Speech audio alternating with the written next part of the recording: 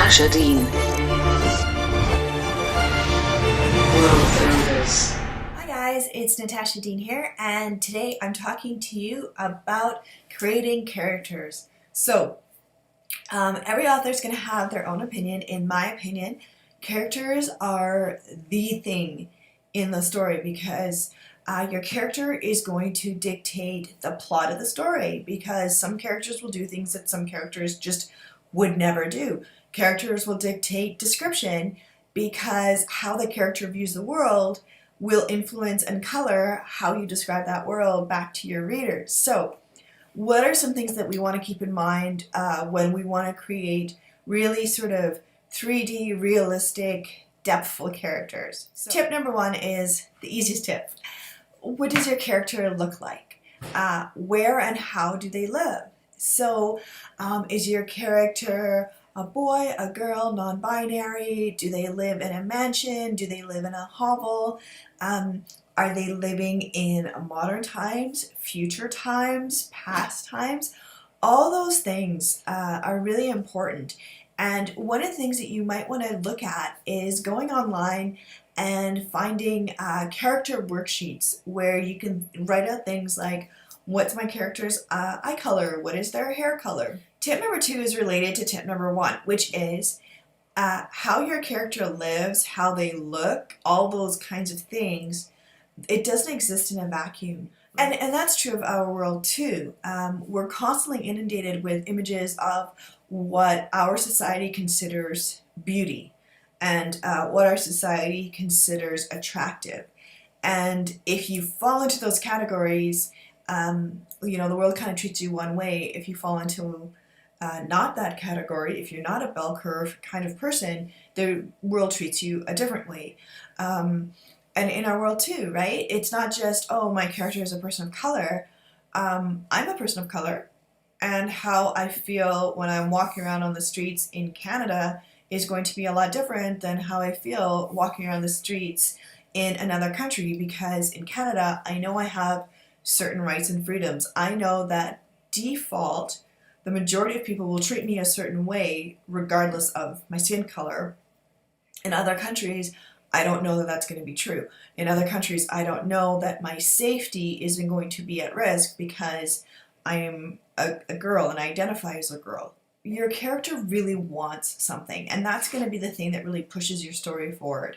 So when you're thinking of your character, you're like, here's physically what my character looks like. Great.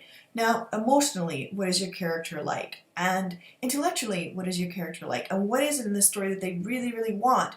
And I love this because when you figure out what your character wants, you can also figure out all the things that are going to come in to stop your character from getting what they want.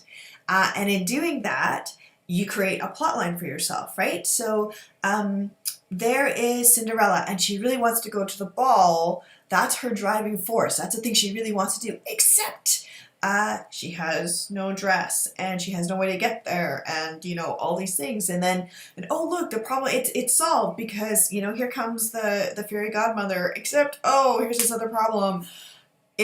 She has to be gone by midnight, or else that's it, right? The magic is gone. So, what is it your character wants, and then what are the things that are going to come against them?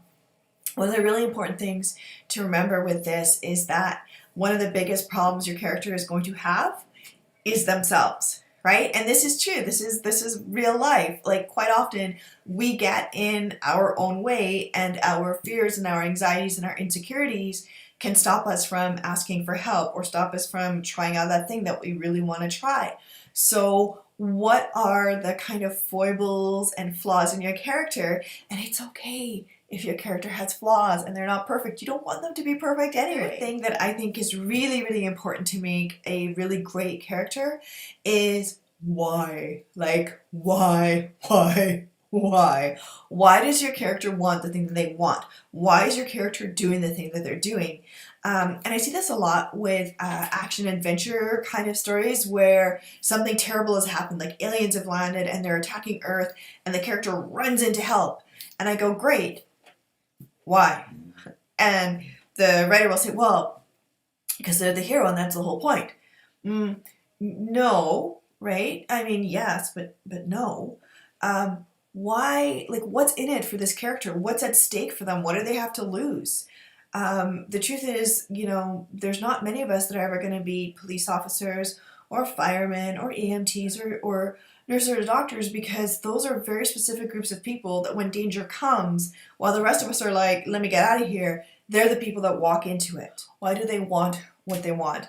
If they're going to go after the aliens, is it because the aliens have taken their parent? Is it because they're the only person who knows that this person is actually an alien and no one else believes them, but they know something is going on, and so they're willing to risk it all to save humanity? So why? To recap, your character has a certain way that they look and a certain way that they live, and how does the world treat them because of the way that they look and how they live? What is it that your character wants, and what is going to stop them from getting it, including themselves? So what are their flaws? Why is it that they want the thing that they want? And that's it. Thank you so much. Hello, founders. This video is brought to you by the Young Alberta Book Society.